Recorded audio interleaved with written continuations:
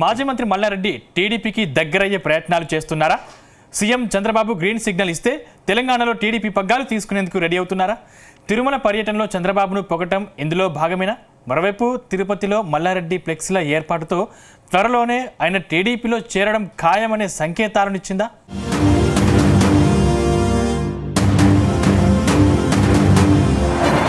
BRS party అధికారంలో ఉండగా మాజీ మంత్రి మల్లారెడ్డి ఓ ఫైర్ బ్రాండ్ లీడర్. ప్రతిపక్ష కాంగ్రెస్ పై ఒంటికాలిపై నిప్పులు చెరిగారు. ముఖ్యంగా అప్పట్లో మల్కాజ్గిరి ఎంపీగా ఉన్న రేవంత్ రెడ్డిని బండబూతులు తిట్టి సంచలనాలకు కేరాఫ్ అయ్యారు. కానీ రాష్ట్రంలో బీఆర్ఎస్ పార్టీ అధికారం కోల్పోయి కాంగ్రెస్ అధికారంలోకి రాగానే సైలెంట్ అయ్యారు. బీఆర్ఎస్ పార్టీలో ఉంటే ఇబ్బందులు తప్పవని భావించి కాంగ్రెస్ పార్టీలో చేరేందుకు సిద్ధమయ్యారు. కానీ కాంగ్రెస్ పార్టీ నుంచి సానుకూల సంకేతాలు రాకపోవడంతో సైలెంట్ అయిపోయారు. ఆ తర్వాత బీజేపీలో చేరేందుకు ఆ పార్టీ నేతలకు టచ్లోకి వెళ్లారు. గతంలో అడ్డు అదుపు లేకుండా చెలరేగిపోయిన మల్లారెడ్డిని చేర్చుకునేందుకు బీజేపీ పెద్దలు కూడా వెనకడుగు వేశారు. కానీ తమ పార్టీలో చేరాలని అనుకుంటే ముందు రాజీనామా చేయాలని డిమాండ్ పెట్టడంతో వెనక్కి తగ్గారు.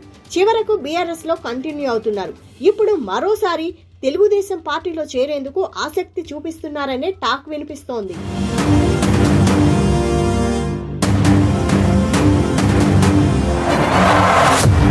తాజాగా మాజీ మంత్రి మల్లారెడ్డి తిరుమలలో పర్యటించారు.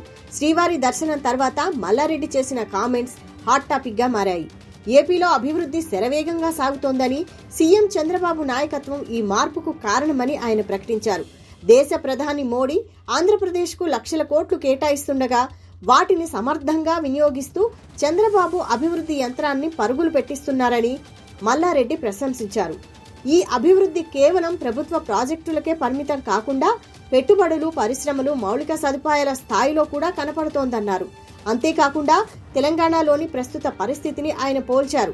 కేసీఆర్ నాయకత్వంలో 10 ఏళ్లలో దేశంలో ఎక్కడా లేని అభివృద్ధి జరిగినప్పటికీ ప్రస్తుతం రియల్ ఎస్టేట్ రంగం కుదేలవుతుందన్నారు. ఒకప్పుడు ఆంధ్రప్రదేశ్ నుంచి వచ్చి హైదరాబాద్లో పెట్టుబడులు పెట్టేవారని, ఇప్పుడు పరిస్థితి పూర్తిగా మారిందని, తెలంగాణ ప్రజలే ఏపీలో ఆస్తులు కొనుగోలు చేస్తున్నారని చెప్పడం చర్చనీయాంశంగా మారింది. ఆంధ్రలో అంతా అమ్ముకొని ఇప్పుడు హైదరాబాద్ కొంటారు. ఇప్పుడు అంతా రివర్స్ అయిపోయింది. మళ్ళీ ఇప్పుడు ఆంధ్రలో మన తెలంగాణలో ఇప్పుడు అమ్మితే కూడా అమ్మబోతలేదు.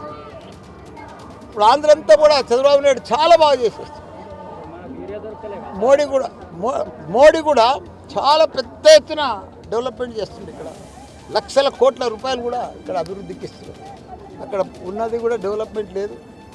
పర్ క్యాపిటల్ ఇన్కమ్ ఉండే ఒక టాప్, ఇప్పుడు అది కూడా మెల్లగా జారిపోతూ ఉంది. అయితే మాజీ మంత్రి మల్లారెడ్డి కామెంట్స్ కొత్త చర్చకు దారి తీశాయి.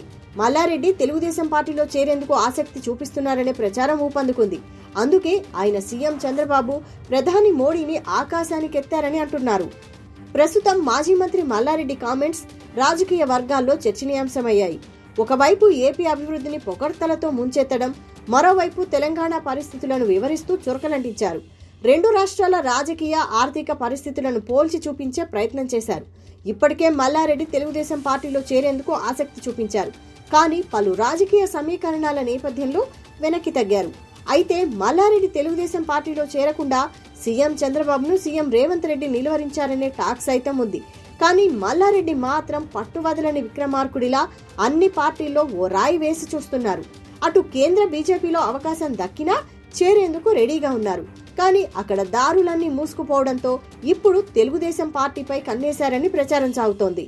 మొత్తంగా ఏడుకొండలపై మల్లారెడ్డి కామెంట్స్ తీవ్ర చర్చనీయాంశంగా మారాయి.